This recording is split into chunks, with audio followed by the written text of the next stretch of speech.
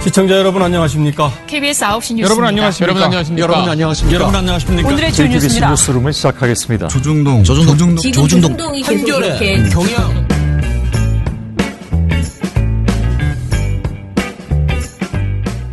민원연의 미디어 탈곡기 673화를 시작하겠습니다. 예, 안녕하세요. 저는 언론 권력을 감시하는 시민단체 민주언론시민연합에서 사무처장으로 일하는 김원경입니다. 네, 활동가 엄재희입니다. 이정일입니다. 예, 오늘 모처럼의 휴일이 되겠습니다. 와, 왠지 되게 개천절. 자주 요즘 없었던 것 같아. 귀한 날입니다. 9월달에 추석이 있었는데요. 추석은 노는 날이 하나도 없어요. 저에게는. 맞다. 처장님은 네. 노동하시는 날이에요. 그러니까요. 아유, 오히려 그렇게, 사무실에 출근하는 게 훨씬 안 힘든. 네. 이게 우리의 그러니까 오늘 또 주제에 딱 맞게. 그러네요. 그러네. 지금 말하다 아주 딱 보니. 사례가. 딱이네. 딱 네. 저는 추석 쉬는 날 이거밖에 없거든요. 아, 진짜요? 머릿속에. 쉬는 머릿속에? 날이죠. 그럼요. 빨간 날이니까. 그러니까요. 근데 일하는 날로 이렇게 자, 그래서 저희가 오늘 이제 휴일이니까 우리가 출근하지는 않았고요. 사실은 전날입니다. 저희가 미리 녹음을 하고 있다 아시죠? 자, 어찌됐든 개천절이니까 뭐 그날의 의미는 여러분들이 알아서 잘 하늘이 열렸습니다. 네. 고민해 보시고요. 네. 자, 저희는 오늘 유튜브 모니터 간만에 가지고 왔습니다. 네. 저희가 이게 7번째 보고서인데요. 사실은 더 많이 나올 수 있었는데 뭐 하다 보니 굉장히 이게 그리고 이게 사실 요즘 전국에서 약간 우리가 뜻을 갖고 했던 이 성평등과 이주민에 대한 이런 게 되게 뒤로 자꾸 밀려요. 아, 그래요? 올해 왜죠? 초만 됐었어도 젠더 갈등이 굉장히 많이 이해가 나왔을 텐데 하긴 지금은 지금은 사실 조국 모든 아니면 것을 다 보이지가 조국이. 않는 시기라서 좀 약간 언제까지 갈까? 그러니까요. 진짜. 한 달을 넘었어요. 지금 한 2달 어떡하냐. 가까이 되고 있는데. 네네. 참. 그렇더라고요. 네. 자, 그러면은 이야기 좀 해봅시다. 저희가 이제 여성 고위직 할당제, 뭐 유리천장 요 관련 주제로 한번 모니터를 해봤습니다. 네. 여성 고위직, 여성 임원을 네. 할당한다라는 그런 이거 뭐 남자들 듣기만 해도 짜증날 것 같은데 아니 벌써 지금 벌써 무슨 화내시는 거 소리야? 아니에요? 그래? 무슨 소리야? 막 이러실 것 같은데 왜 여성을 강제로 할당하느냐? 뭐 이런 네네. 거거든요. 그런 얘기들에 대해서 네. 어떤 유튜브에 어떤 말들이 담론이 돌고 있는지와 그것에 대한 사실관계를 좀 짚어보는 이야기를 하겠습니다. 자, 시작할게요.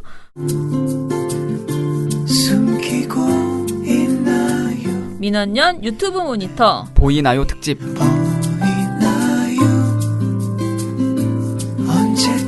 입니다. 보이나요? 뭐가 유리천장이? 그럼요. 이게 유리천장이 안 보이니까 유리천장 아니야? 보이지 아니지 않지만 이렇게 만져보면 유리인 것은 알지 않나요? 보이지 않지만 실제 하기 때문에 네. 열심히 이렇게 우리 사회를 들여다 보면 네. 보입니다. 이게 여기 아, 유리천장이 보이는 이렇게 있구나라는 게 네. 네. 오늘 방송을 듣고 나면 이게 좀 보였으면 좋겠다라는 네. 마음으로 네. 보이나요, 여러분? 네. 이것을 좀 솔직히 말해서 느껴보신 분 있으세요? 주변에? 이 유리천장을? 유리천장. 뭐 최근에 보면 대전 MBC. 아, 아마 고위직은 퇴직? 아니지만 예. 그 퇴직금 안 준다 뭐 이거 그게 아나운서? 아니고 남자 직원만 정직원으로 뽑고 여자 직원은 뭐 계약직으로 뽑아서 계속 네. 바꾸고 뭐 이런 것들이 있고 임원은 그러니까 이게 사실 제가 아는 분들이 없어가지고 시작 단계에서부터 그런 차별을 겪고 있는 건데 그러니까 저는 네. 지난번에 우리 보도지침으로 방구석 일렬인가 했을 때 네. 민원연 구석 일렬 했을 때 그 여자 분 계셨잖아요. 네, 있었죠. 갑자기 그분이 문화일보에서 재직하거든요. 근데 그분이 이런 얘기를 했었어요. 같이 그 팔공해직이어도 다른 사람들은 많이 보직됐다. 그런데 자기는 뭐 계속 아무튼 제대로 그런 걸 못한 데다가 웬만한 자기 동기들은 다 논설위원짜리 하나는 다 하더라. 근데 여성이 그 논설위원 되는 그러니까 똑같은 평기자로 입사해서 논설위원 되는 그렇게 남기까지가 진짜 난관이 엄청나고 안 시켜준다. 어지간히 잘나지 않으면 이런 얘기를 하셨거든요. 네. 유수결 선생님이시네요. 네, 유숙열, 네. 유숙열, 네, 유숙열 선생님. 그리고 이제 최근에 되게 화제가 됐던 기사가 있는데 KEC라고 하는 회사에서 네. 이게 이제 중견기업인데 반도체 부품을 생산하는 기업이래요. 근데 네. 여기서 남성만 관리직으로 승진을 시키고 여성은 모두 승진해서 배제하는 네. 그런 활동을 수십 년간 진짜? 해왔다라고 네. 하는 거예요. 이게 국가인권위원회에서 권고를 했어요. 뭐라고 했냐면 여성을 남성보다 낮은 등급으로 채용해서 단순 반복 업무에만 배치하고 승진에 필요한 직무와 직위는 남성에게만 부여하는 등 여성을 승진과 임금에서 차별했다라고 하면서 KEC에 국가인권위원회가 성차별 해소를 위한 적극적 조치를 시행하라라고 권고를 했습니다. 네. 이 회사는 뭐 한국도시바였대요. 원래는 한국도시바라는 회사였는데 서울과 경북 구미 공장에서 일하는 591명이 있대요. 네. 그런데 KEC가 지금 노사 갈등을 겪고 있고요. 네. 특히 그 중에서도 이렇게 성별을 이유로 임금과 승진에서 차별하고 있는 내용이 많아서 인권위에 진정을 냈었는데 회사에서 생산지 노동자를 채용할 때 여성은 남성보다 낮은 등급을 어떻게 이럴 수가 있지? 낮은 등급을 어떻게 이렇게 버젓이 부여하고 채용 후에도 같은 사원으로 입사한 여성 노동자들이 모두 사원에 머무는 동안에 남성은 모두 관리자급으로 승진을 시켰다라는 것입니다. 실제로 인권위 조사 결과 KEC에서 20년 이상 일한 생산지 노동자 108명 가운데 52명 여성은 모두 사원급인 제2등급이었고 남성 56명은 모두 관리자급인 S등급이었다라고 합니다. 여성이 151명이지만 관리자급이 단 한 명도 없고 남성은 202명인데 90.1%에 이르는 182명이 관리자급이었다. KC의 임금 체계는 아무튼 대단하다. 거기 뭐 엄청나네요. 거의 무슨- 심하네 여기. 그죠. 대박이네. 무섭죠. 이 여성 고위직 할당제, 여성 임원 할당제라는 말이 별로 소용이 없는 게 거기까지 가지를 못해요. 버티질 애초에 못한다. 후보군에도 애초에 애 키우다가 그냥 다 그만둬버리는 사람들이 상당히 많아요. 제가 보기에는 그렇습니다. 어찌됐든 간에 우리 사회 유리천장에 대해서 한번 객관적으로 나온 내용들을 조금 정리를 해볼까요? 네. 일단은 정부 공식적인 통계가 하나 있는데 여성가족부에서 발표하는 통계예요. 네. 이제 이게 500대 기업에서 임원의 성비를 본 거예요. 근데 2018년 기준으로 네. 남성의 비율이 96.4%고 와. 여성 비율이 3.6%인 거예요. 그러니까 500대 와. 기업 임원 모아놓으면 1000명 중에 964명은 남자고 36명만 여자다라는 거. 야. 되게 모아놓고 보면 되게 기괴하지 않을까? 저는 되게 그러네요. 그 장면 자체가 다 남자인 거잖아요, 사실상. 해외에서 여러 가지 발표하는 그 통계들이 있어요. 그래서 이코노미스트가 발표하는 유리천장 지수라는 게 있는데 이거에 따르면 우리나라가 OECD 29개 국 중에서 이 지표가 가장 낮았습니다. 그러니까 최하위였거든요. 29개 국 중에 29위다, 유리천장 지수가. 그래서 우리나라가 7년째 최하위고 맥켄지가 발표하는 또 보고서가 있는데 이 보고서에 따르면 우리나라 간부직에서 여성이 차지하는 비중이 남성 대비 12%밖에 안 돼가지고 17개 국가 중에서 15위를 차지했다는 거죠. 사실상 뭐 세계와 비교해봐도 우리의 유리천장은 굉장히 심각하다라는 걸 알 수 있습니다. 그렇네요. 우리 현실은 분명히 분명한 차별이 존재하고 있다라는 것은 사실이고요. 자, 아무튼 그랬어요. 그런데 유튜브 속에서 이 이제 유리천장에 대해서 여성 임원 할당제 또는 여성 고위직 할당제에 대해서 어떻게 이야기를 하고 있는지 그 담론들을 하나하나 살펴볼게요. 먼저 가장 많이 말하는 게 뭐죠?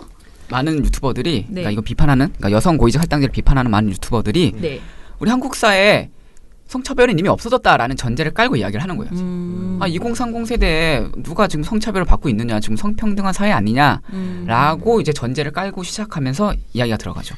2030 세대의 성차별이 특히, 없다. 그렇죠. 특히 40, 50 때는 뭐 이렇게 뭐 여성이라고 차별받는 게 있지만 지금은 없지 않느냐. 지금은 없다. 라고 계속 주장을 하면서 네. 그렇기 때문에 이 차별을 시정하는 모든 정책들이 되게 부당하고 되게 역차별이 되는 거죠.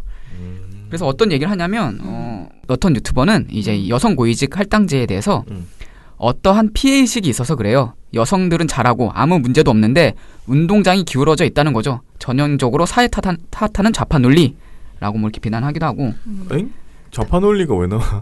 그러니까 이제 어떤 우리가 계속 구조적인 문제를 지적하거나 사회 구조. 사회 시스템의 문제다라고 지적하면 마치 막 되게 저 사람 좌파 아니냐고 이렇게 약간 비꼬는 게 많잖아요. 그렇게 나오는구나. 약간 그런 맥락에서. 그러면은 개인적인 문제로 치부되면은 보수야? 좌파 논리야?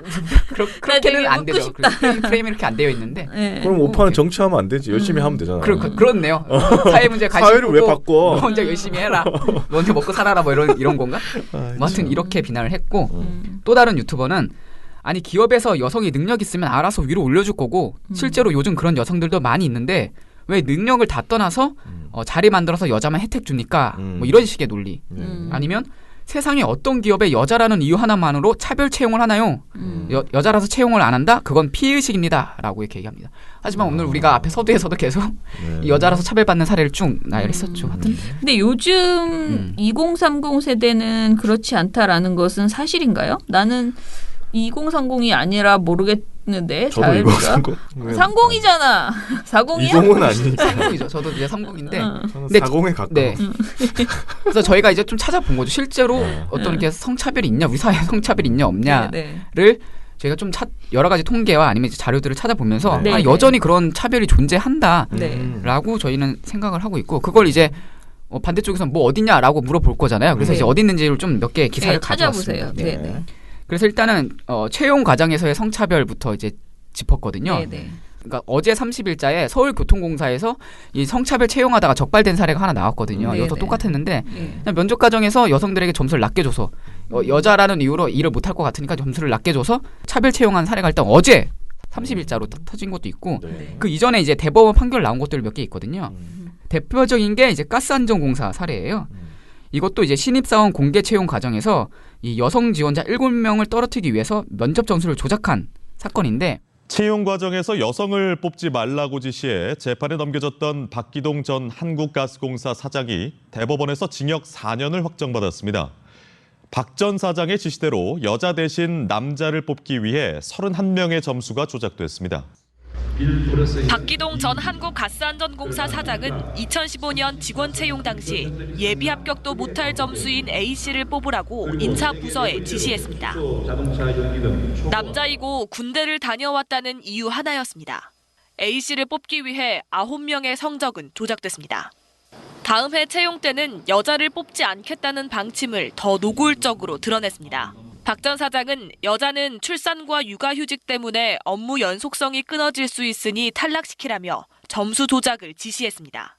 그 결과 합격 점수였던 여성 지원자 7명이 떨어졌고 불합격권에 있던 지원자 8명이 합격했습니다. 이들은 모두 남자였습니다. 박 전 사장은 신체적, 물리적인 업무 적합성을 고려해 적합한 인재를 뽑으려고 했을 뿐 여성을 차별한 적은 없다고 주장했습니다.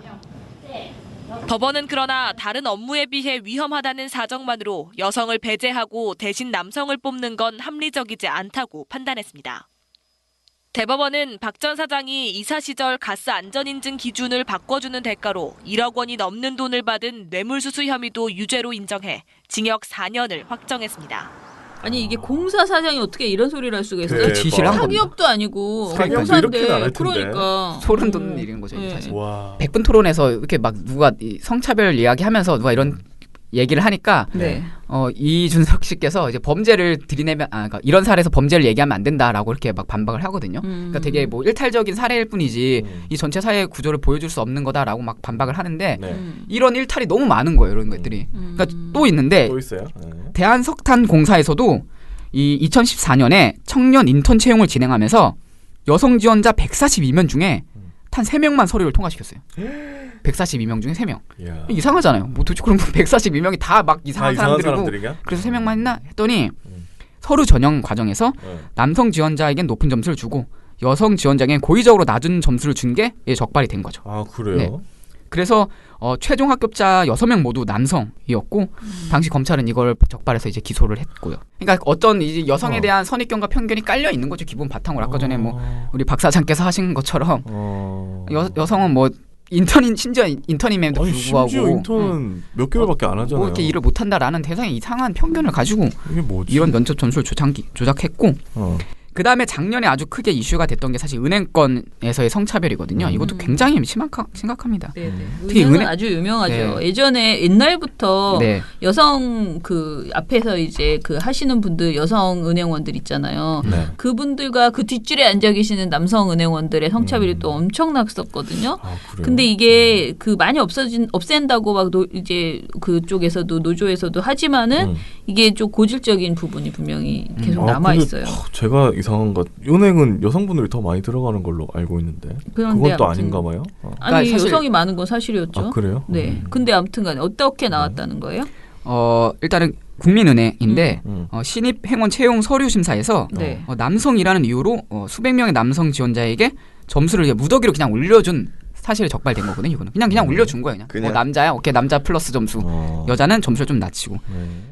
KB국민은행이 대졸 신입 공채에서 남성 지원자 점수만 임의로 올려준 것은 2015년 상하반기와 2016년 하반기입니다.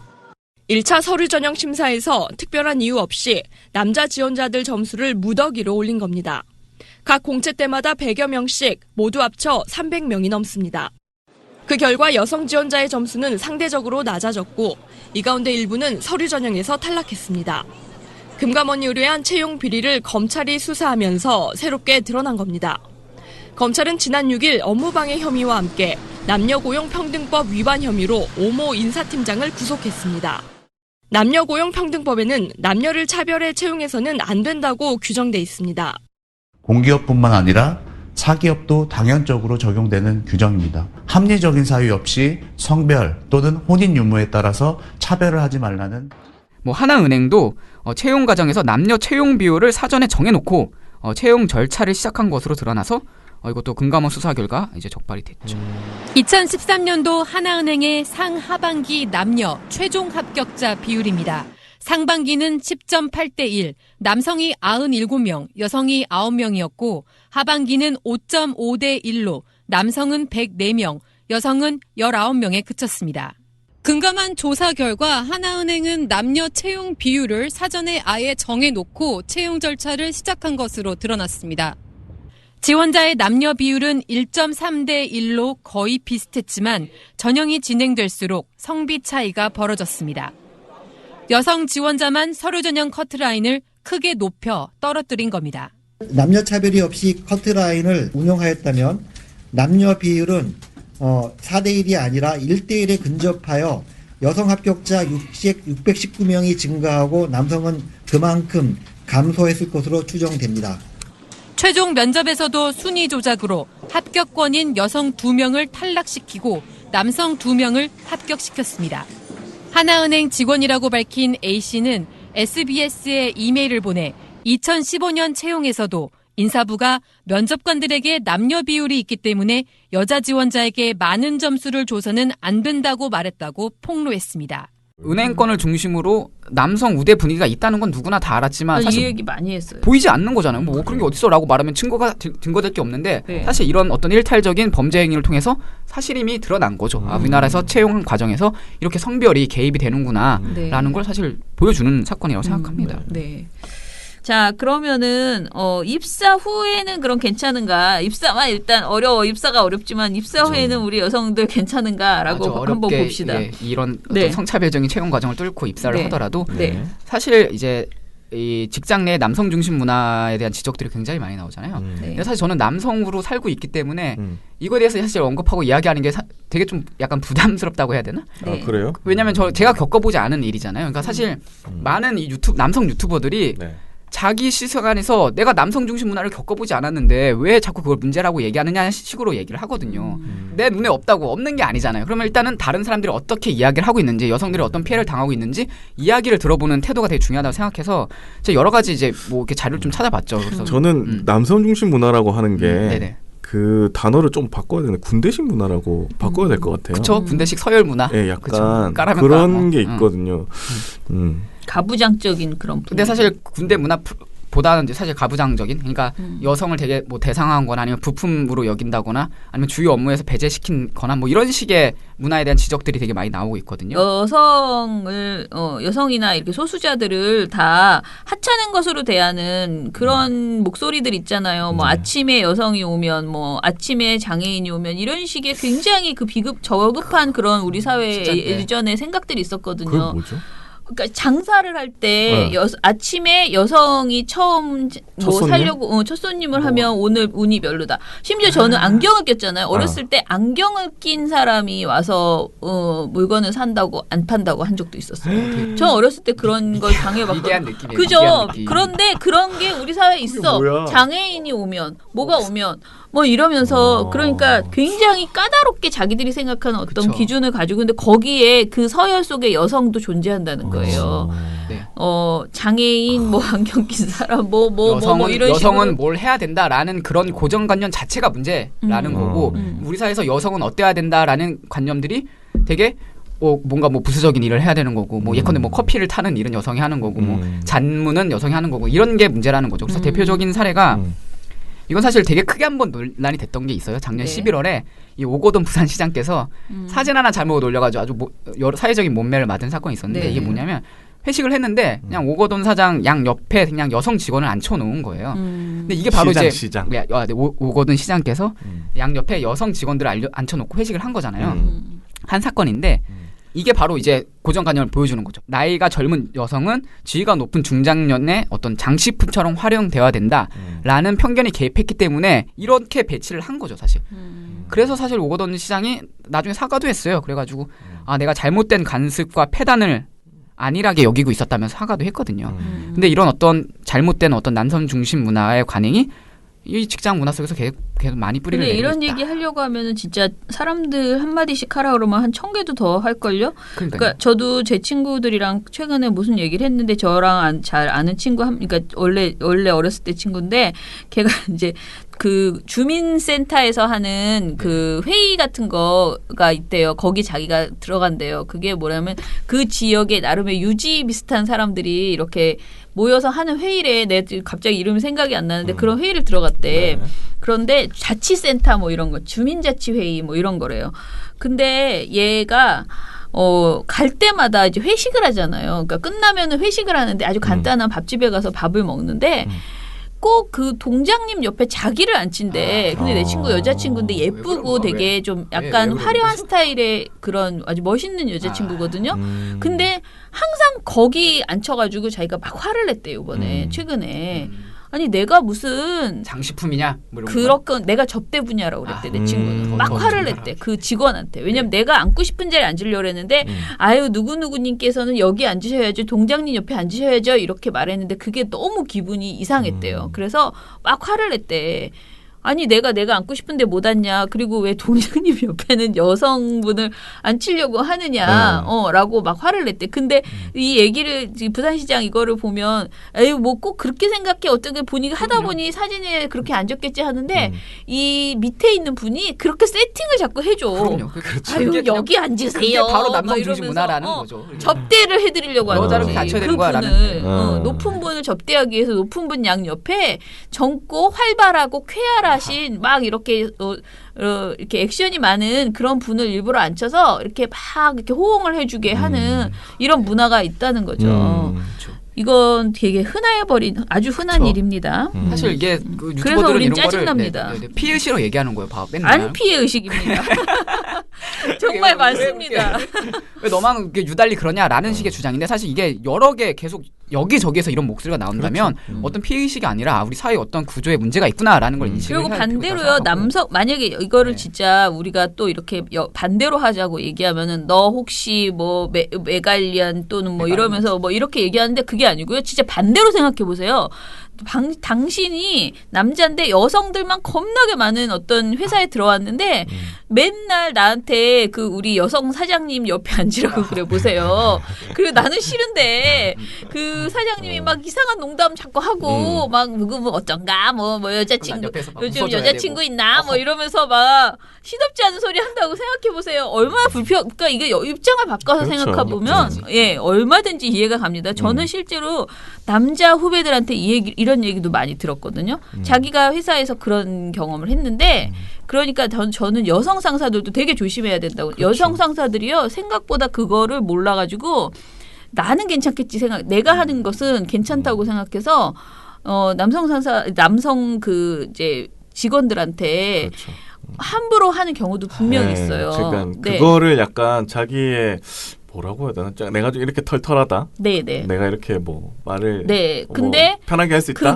그게 상대방한테는 굉장히 모욕감을 주고 그 성적인 어떤 불쾌감 있잖아요. 그런 걸 줄 때가 있어요. 그러니까 이건 여자냐 남자냐의 문제는 아니고 누구든지 지위를 가지고 있고 그런 어떤 높은 사람, 나이 드신 분 이런 분들 다 그 조심하셔야 돼요. 저도 약간 예전에 이렇게 비슷한 게 있었는데. 네. 잘해요? 오늘 무슨 고백의 날입니까? 아니 그런 얘기를 딱 하시는데 네. 야 이걸 어떻게 내가 받아쳐야 되나 뭐 이거 어떻게 하지? 이런 생각이 들 때가 몇 번 있었거든요. 근데 저는 아무 말도 못했어요 그때. 그쵸. 너무 어렸을 때고 얘기하기도 어렵고. 이거를 참 야 이걸 어떻게 해야 되나 되게 난감하더라고요. 그런 적이 저도 있었습니다. 그러니까요. 진짜 난감하더라고요. 특히 아르바이트 같은 거 하면 더 이런 걸 많이 당한다 그러더라고요. 그런데 그러니까 남성이나 여성이나 똑같이 받잖아라고 하는데 사실은 아직까지는 여성이 비율 훨씬 자체가 더 많이 받아요. 네. 압도적이죠. 그러니까 남성도 피해자라고 얘기하면 하는 순간 이 여성이 압도적으로 성범죄 피해자인 점을 되게 은폐하게 되는 거잖아요. 뭐 예컨대 뭐 9대1 정도 비율인데 남자도 피해자라고 하면 이 9대1이라는 이 어떤 이 심각한 기울어진 상태에 대해서 약간 좀 희석시키는 면이 있어서 그리고 사실은 여성 임원이 여성으로서 높으신 분이 아직은 우리 사회에 많지 않기 때문에 그렇죠. 그쪽으로 발생하는 그 어떤 갑질보다 남성이 하는 갑질이 훨씬 많다는 것이죠. 수적으로 많을 수밖에 없죠. 자, 직장 내 성희롱, 성추행, 2차 가해 뭐 이런 것들에 대해서도 좀 뭐 수치가 있나요? 그렇죠. 네. 이런 것도 사실 직장 내에서 성희롱이나 성추행 이런 사건들이 터지면 여성들에게도 되게 불이익을 오히려 피해자인 여성들에게 불이익이 돌아가는 것도 많기 때문에 어떤 여성의 앞길을 막는 이런 뭐 대표적인 사례로 제기가 되거든요. 그래서 통계를 하나 보면 이제 이것도 여성가족부에서 실시한 통계인데 2018년 성희롱 실태조사 결과에 따르면 여성의 14.2%가 직장 내 성희롱을 당한 적이 있다라고 이렇게 답변을 했고요. 뭐 성희롱 유형을 보면 뭐 외모에 대한 성적 비유나 평가, 음담 패설 및 성적 농담, 뭐 회식에서 술을 따르라는 강요, 뭐 이런 것들이 있었습니다. 그리고 이 성희롱 가해자의 83.6%가 남성이었고 이 중 61.1%는 상급자였다. 그런데 중요한 통계가 이제 그 다음부터 이어지는 거죠. 성희롱 피해자의 81.6%가 참고 넘어갔다라고 답변을 했고 성희롱 피해 이후 주변의 부정적인 반응이나 행동으로 또다시 피해를 경험한 사람, 그러니까 2차 가해를 당한 사람이 27.8%에 달했다. 라고 하면서 이제 오히려 성희롱 범죄에서 이 피해자가 위축이 되는 상황이고 이 성희롱 피해를 경험한 사람들에게 이제 또 따로 질문했더니 어떤 영향을 받았냐 이 성희롱을 당해서 그래서 뭐 직장에 대한 실망감이 28.7%, 뭐 근로 의욕 저하 및 업무 집중도 하락이 21.3%, 건강 악화가 8.2% 이렇게 순으로 답변을 했다고 합니다. 그러니까 결론적으로는 피해자가 계속 피해를 받고 있다 오히려. 네. 이게 진짜 법도 생기고 되게 많이 좋아졌는데도 참 많이 아직도 해결이 안 되는 게 특히 사기업의 경우에는 공기업은 그나마 조금 덜 하더라고요. 근데 이제 그 공기업은 좀 그걸 해결하려고 하는 게 있는데 우리 최근에 뭐 한샘 이런 거를 보면 사기업은 그냥 선택하는 거죠. 내가 남성 직원 이 상급자 이 사람을 선택하면은 이 성희롱 피해자를 그냥 어떻게 밀어내는 거지. 그냥 계속 고립시켜가지고 불편한 존재니까 얘는 이미 이제 뭔가 뭐라 그러지 문제 제기를 한 모난돌이 돼버린 그런 상황이 되면서 굉장히 괴롭히다가 결국은 나가던가 아니면은 진짜 무기력하게 직장을 다녀야 되는데 그러기에는 너무 힘든 이런 상황을 만드는 경우가 많아서 진짜 이런 일들이 뭐 사실은 우리가 이렇게 통계를 낸 것보다 훨씬 더 많을 거라는 생각이 들어요. 왜냐하면 문제 제기 안 하는 사람들도 진짜 많거든요. 이런 사회 분위기에서 문제 제기하기가 사실 쉽지 않은 거죠. 내가 잘못 문제 제기하다가 내가 피해를 당할 수도 있는데 쉽게 문제 제기하기는 어렵겠죠. 자, 그러면은 마지막으로 그럼 여성들이 이제 직장에서 다니는데 또 어떤 어려움이 있는지를 좀 보면요. 아주 대표적인 사례가 이 가사 노동에 대한 어떤 전담에 대한 문제죠. 사실 육아나 뭐 집안일은 뭐 여성이 하는 것이라는 어떤 이 스테레오타입이 실제로 적용을 하고 실제로 그렇게 돌아가고 있잖아요, 우리 사회가. 그래서 이건 한국보건사회연구원에서 발표한 보고서인데 맞벌이 부부를 기준으로, 그러니까 둘 다 일을 하는 거예요. 그냥 여성도 일을 하고 남성도 일을 하는 건데 주중 가사 시간은 남편이 17.4분, 아내는 129.5분.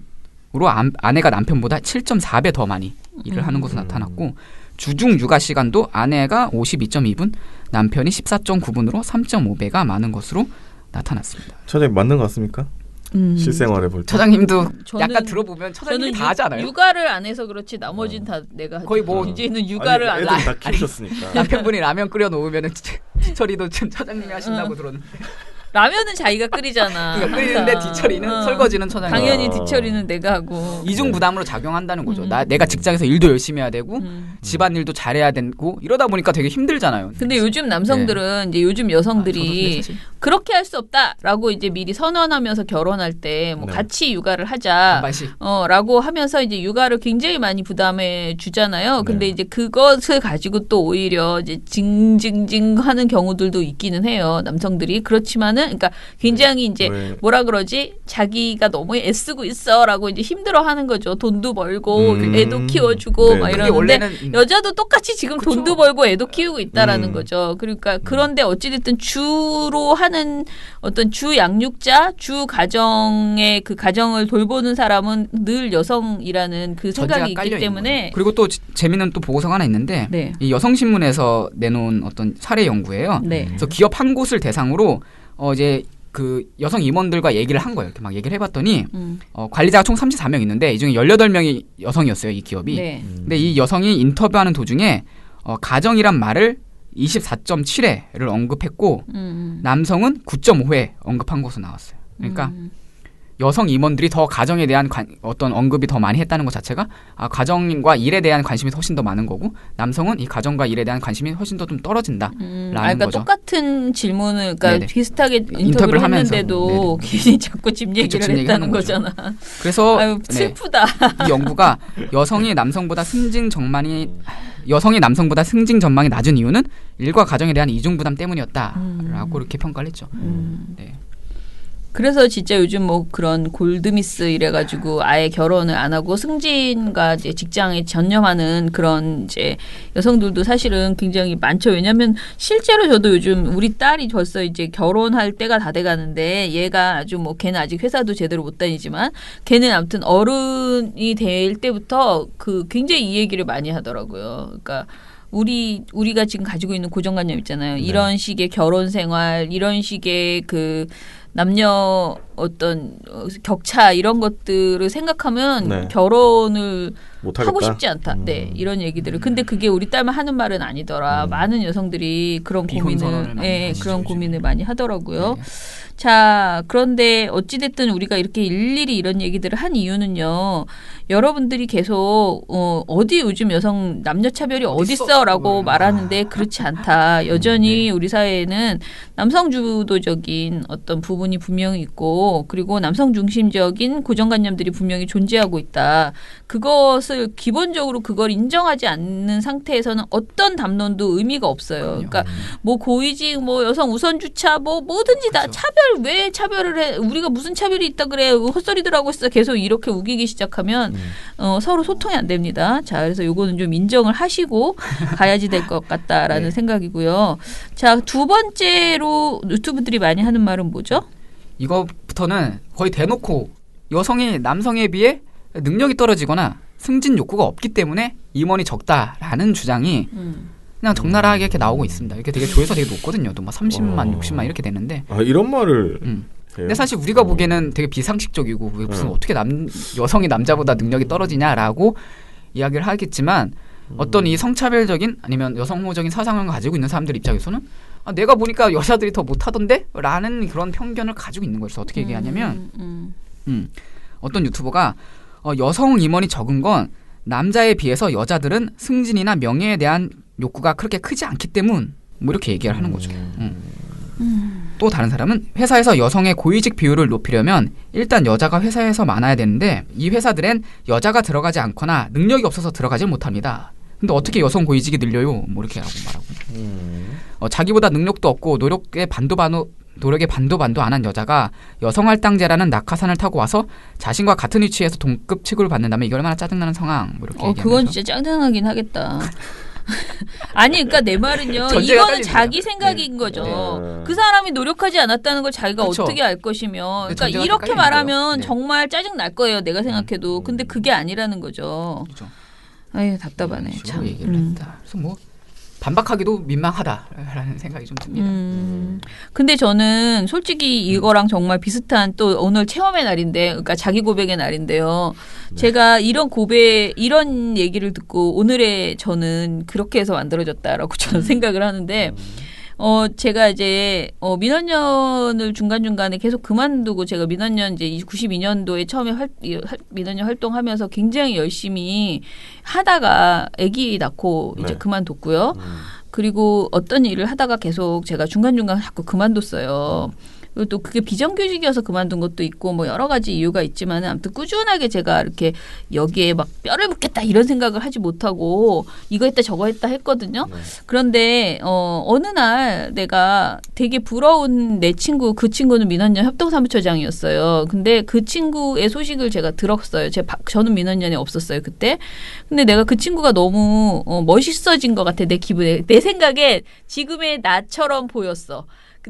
무슨 말인지 알겠죠? 지금의 나를 내 친구가 바깥에서 바라보면 어머 김원경 용됐다 막 이렇게 생각할 거야. 야 김원경 계속 민원연 다니더니 그래도 요즘 막 텔레비도 나오고 막 용됐다 이렇게. 근데 내가 그때 내 친구의 어떤 친구를 보면서 여기 민원연 협동사무처장을 보면서 똑같은 느낌을 가졌어요, 내가. 근데 그때가 한 15년 전인가 그랬을 거예요. 근데 내가 그 이야기를 밥 먹으면서 남편이랑 했거든요.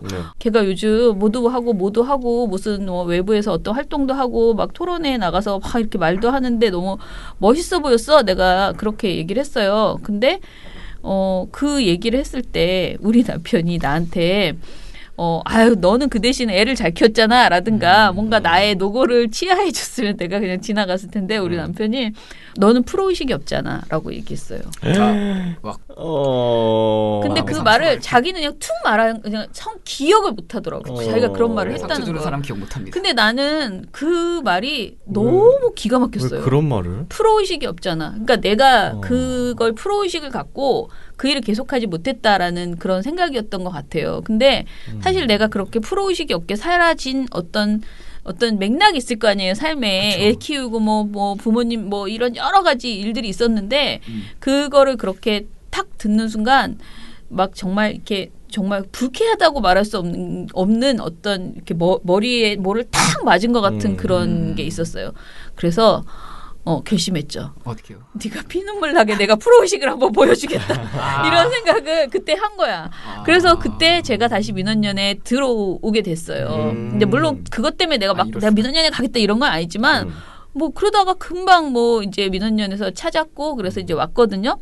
근데 내가 한참 시간이 지난 다음에 그 얘기를 했는데 뭐 기억이 안 난다는 거예요. 우리 남편이 무슨 소리냐고 그러는 거예요. 자기는 네가 항상 일하는 게 좋아 보였고 왜 나는 내가 그 아무런 그 죄짓 뭐 자기는 정말 완전 발뺌을 하더라고. 근데 어찌 됐든 나 그런 말을 이제 들었거든요. 근데 실제로 내가 내 삶을 이렇게 돌아보면은 나는 남편이 막 화내기 전에 미리 이 상황에서 내가 그만둬야겠다.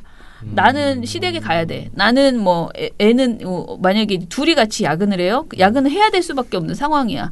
그러면은 내가 집에 일찍 가. 그냥 내가 야근을 포기하고 또는 똑같이 회식이 잡혔어. 그러면 애를 봐야 되잖아요. 그쵸. 그러면은 나는 그냥 회식을 포기해. 욕을 먹더라도. 그리고 그냥 가. 그렇게 늘 살았어요.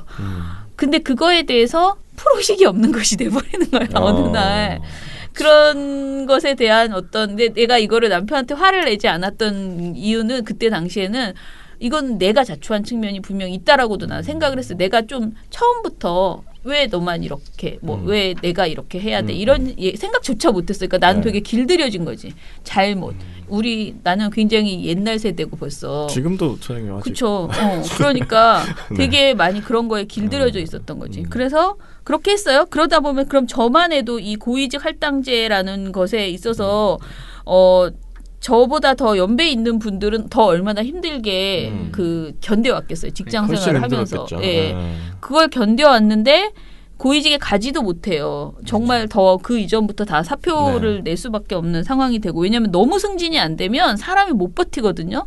그럼 나보다 막 나랑 입사 동기가 막 저기 이사가 됐어. 근데 그것까진 참을 수 있는데 나보다 막 몇 년 후배 남성이 막 저기 올라가고 있어. 그러면 사람이 더 이상 못 버티는 어떤 그런 순간이 와요. 아주 큰 조직이 아닌 이상은. 그러면 이제 그만두게 되는 거죠. 뭐 이두저두 뭐 이러면서 그래서 정말 여성들이 살기 힘든 그런 것들이 되게 많이 있습니다. 자, 그러면은 우리가 이렇게 막 여러 가지 구구절절 이유를 얘기를 하면서 여성이 그런 막 능력이 떨어진다거나 네. 뭐 이런 그 야망이 없다거나 이런 건 다 말도 안 된다.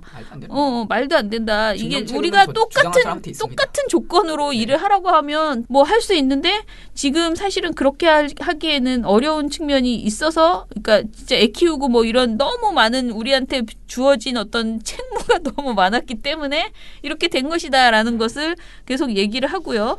자, 그러면 또 다시 어떤 얘기들이 있는지 나는 사실 고위직 할당제를 왜 싫어하는지 정확하게 알고 싶거든요. 유튜브들이 왜 싫어하는지 왜 그렇게 싫다는 건지 그걸 연구 하면 대상입니다. 왜 이렇게까지 분노를 하지라는 게 네네. 사실 사람이 막 주장을 하고 화를 내고 뭔가 활동적인 거 하려면 에너지가 있어야 되잖아요. 근데 이 사람들은 굉장한 에너지를 가지고 있어요. 진짜? 여성 고위직 할당제 뭐 어떤 뭐 메갈이라든지 페미니즘이라는 단어를 들으면 화가 막 나는 거예요. 막 몸에서 엄청난 에너지가 끌어올리는 거예요. 왜 그럴까라는 생각을 늘 하고 있지만 이 사실 이게 쉽지 않고 여러 가지 분석들이 나오잖아요. 뭐 자기 어떤 힘든 환경을 약자한테 풀어내는 것이다라든지 아니면 뭐 정치적인 그러니까 사실 이런 어떤 소수자를 차별하고 배제하면서 정치적인 이익을 얻는 집단들이 있잖아요. 뭐 그렇게 때문에 하는 거다. 아니면 정말로 그렇게 생각하기 때문에 정말로 이 사회에 성차별 없고 여성은 야망이 없고 능력이 없다라고 생각하겠는데 누가 그렇게 주장을 하니까 화가 나서 뭐 여러 가지 분석이 나올 수 있지만 뭐 한 가지라고 저는 이렇게 뭐 단언하기는 어려울 것 같은데 뭐 그렇고요.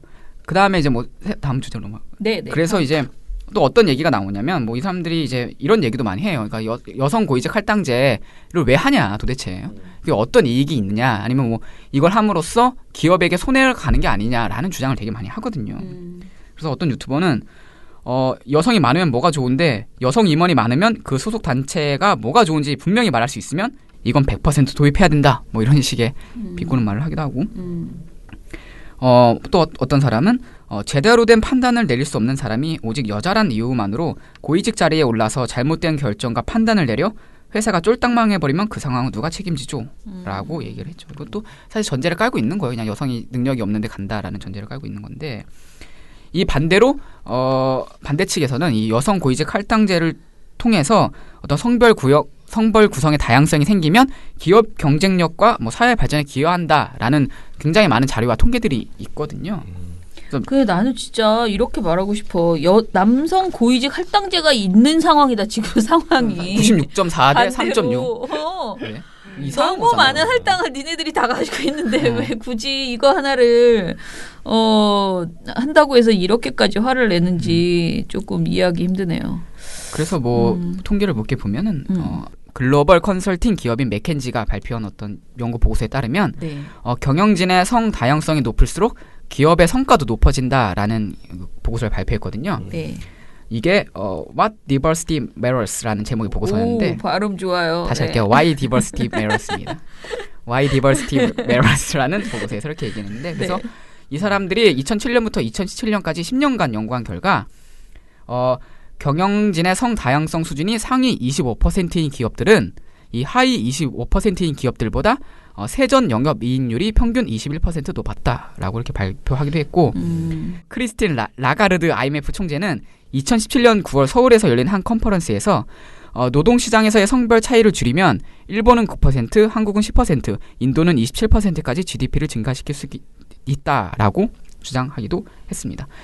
상식적으로 어떤 의사결정 집단에서 특정 성별이 몰려 있으면 약간 편향되거나 아니면 잘못된 판단을 내릴 확률도 당연히 높아지겠죠. 왜냐하면 우리 사회에서는 뭐 꼭 남녀로 나눠지는 건 아니지만 여성이 한 절반을 차지하고 있는데 임원 중에 여성이 단 한 명도 없다면 이 어떤 여성 소비력에 대해서 어떤 고민과 판단에서 실수가 생길 수도 있고 이렇게 여성에 대한 대표성을 갖지 못한다면 기업에서도 좀 판단하는데 어려움이 있지 않을까 이런 주장들이 계속 있는 거죠.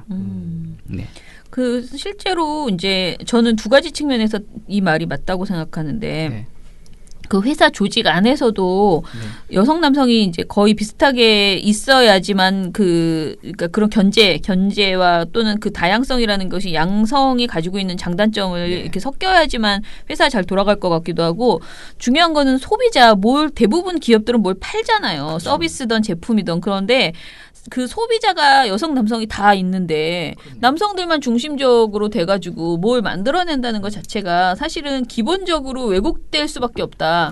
그런 측면에서 이런 연구가 뭐 저는 뭐 이거를 막 믿고 뭐 그러니 여성을 더 뽑아 평균 21% 더 높아 이익률이 이렇게 말해봤자 소용은 없을 것 같으나 상식적인 수준에서 한번 생각을 해보셔라. 그러니까 그 의사결정 구조인 그 고위직에도 여성들이 골고루 들어가서 언론사만 해도 여성 미투가 정말 많은데 언론사 안에 그것에 대해서 빠르게 조치하고 그거 해결하지 않는 그 이유가 너무 남성이 전반적으로 모든 그 언론사의 고위직들을 차지하고 있고 그분들은 자기들이 너무 일상적으로 그런 일들이 오래 어렸을 때부터 진짜 잔뼈가 굵어온 거야. 그런 상황에서 굳이 이런 걸 얘기하면 불편한 거지. 그래서 이걸 막 적극적으로 해결해 주기보다는 야 옛날엔 다 그랬는데 요즘은 뭐 여자 옆에 가서 밥도 먹지 마 하하하 이렇게 하고 그냥 끝나버리는 거야. 그러니까 굉장히 정상적인 처리를 하지 않거든요. 근데 거기에 여성 고위직 임원들이 그래도 같이 있다면은 여성 기자들이 같이 있다면은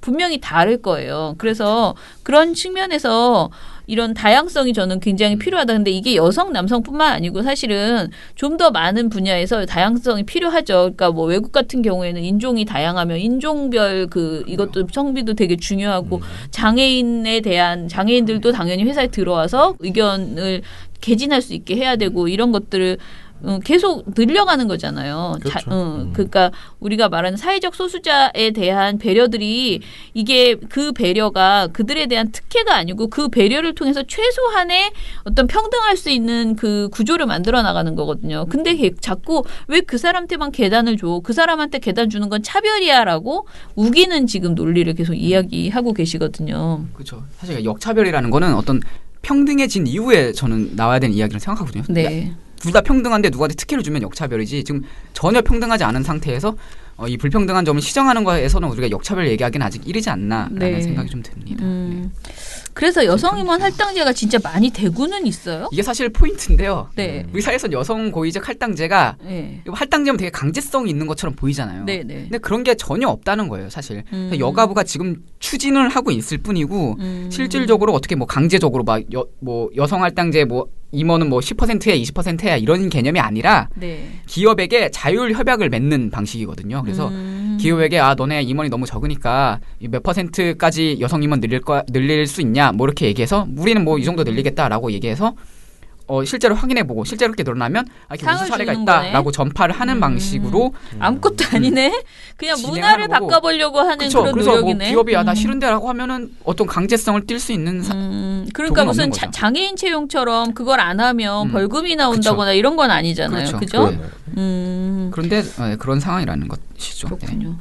우리 민원연은 최근에 하나 했는데 그런 이 대표 중에서 대표를 뽑을 때 그 여성 대표나 이사를 뽑을 때 그 비율을 좀 아무튼 얘기를 했습니다. 몇 대 몇으로. 3대 1이요? 3명 중에 1명은 여성이 될 수 있도록 우리 공동대표가 이제 3명까지 가능한데 1명은 여성이 될 수 있도록 하자. 늘 그걸 배려를 하자라는 이야기를 했거든요. 여성분들 대표될 수 있는 가능성이 높아지셨다. 이전에는 사실은 별로 없었어요. 민원연 대표 중에서. 우리 최민희 대표 이외에는 이렇게 여성 대표가 많지 않았는데 우리가 그런 제도를 도입하면서 우리 전미희 대표가 공동대표 되실 때 우리 이제 되셨거든요. 그래서 앞으로는 여성 대표가 최소한 1명은 항상 나올 것이라고 생각하는데요. 그런 상황입니다. 전부 다 이런 것에 대한 기본적인 아주 기초적인 것들은 해 나가는 게 저는 이게 문화로 풀어야 되는 것들 이거는 내가 이렇게 좀 세게 말했지만은 장애인 채용처럼 벌금으로 하면 진짜 이 남성분들이 굉장히 힘들어하실 것 같고요. 지금 이런 식으로 문화로 바꿔 나가는 것만이라도 제대로 좀 실천했으면 좋겠다라는 생각이 드네요. 민원연을 비롯해서 이런 시민사회단체들도 여기는 사실은 굉장히 다른 기업에 비하면은 대부분의 시민사회단체들이 그나마 여성 의견을 많이 있고 많이 채용하고 그런 건 더 많은 것 같아요. 그런데 많아요. 그쵸. 많은데 일단 저희 민원연 자체도 굉장히 그게 이제 이런 구성비 얘기들 자체가. 좀 하거든. 속상한 거는 이건 또 별의 얘기지만은 시민단체들이 대부분 월급이 높지 않아요.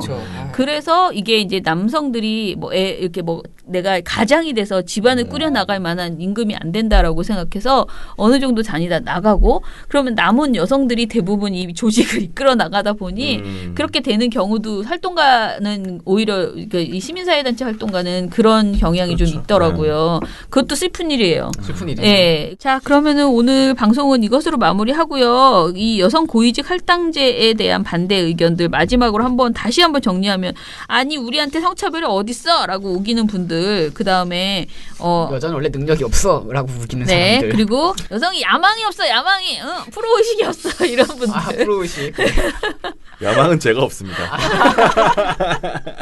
그렇죠. 성별에 따른 차이가 아닌 거죠. 야망은 사람의 차이. 맞아요. 네. 그런 분들. 그리고 이걸 하면은 이거 뭐 능력 없는 여자들이 말이야 가만히 빈둥빈둥 놀다가 막 임원 되는 거 아니야 이런 그런 회사가 어디 있습니까? 오히려 반대로 당신들이 하는 말 맞다나 그렇게 그러면은 고이 이거 할당제 한다고 해서 능력도 없는 사람을 빈둥빈둥 놀던 사람을 이사로 앉히게 그렇게 하겠습니까? 그렇게 안 합니다. 자, 그럼 오늘 방송은 이것으로 마무리하겠습니다. 저희 내일은 근무하니까요. 네. 다시 또 열심히 털어보겠습니다. 민원연의 미디어 탈곡기는 내일도 열심히 털어드리겠습니다. 탈탈탈 안녕. 네, 오늘 뉴스데스크 마치겠습니다. 시청해주신 청년에게 꿈과 여러분 희망을 채널 A가 고맙습니다. 함께합니다. 시청해주셔서 KBS 9뉴스 오늘 순서 모두 마치겠습니다. SBS는 앞으로도 내일 끝까지 뵙겠습니다. 파헤치겠습니다. 고맙습니다. 오늘 8시 뉴스라인 모두 뉴스 마치겠습니다. 여기서 마치겠습니다. 시청해주셔서 고맙습니다. 뉴스팔 여기서 마치겠습니다. 저희들은 내일도 최선을 다하겠습니다. 여러분 고맙습니다. 탈탈탈 안녕.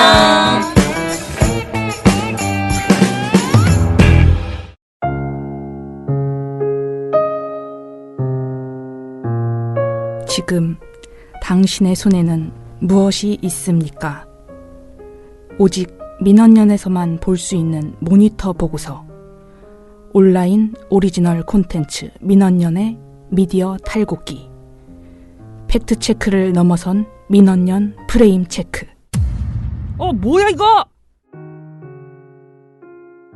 활동가들을 힘들게 하는 처참한 조회수. 바로 당신의 구독과 좋아요만이 민원연을 살릴 수 있습니다. 지금 구독과 좋아요 그리고 하트를 눌러주세요. 검색창에 민주언론시민연합 혹은 민원연을 검색해주세요. 여러분의 손길이 우리 언론을 건강하게 만듭니다. 손을 잡아주세요.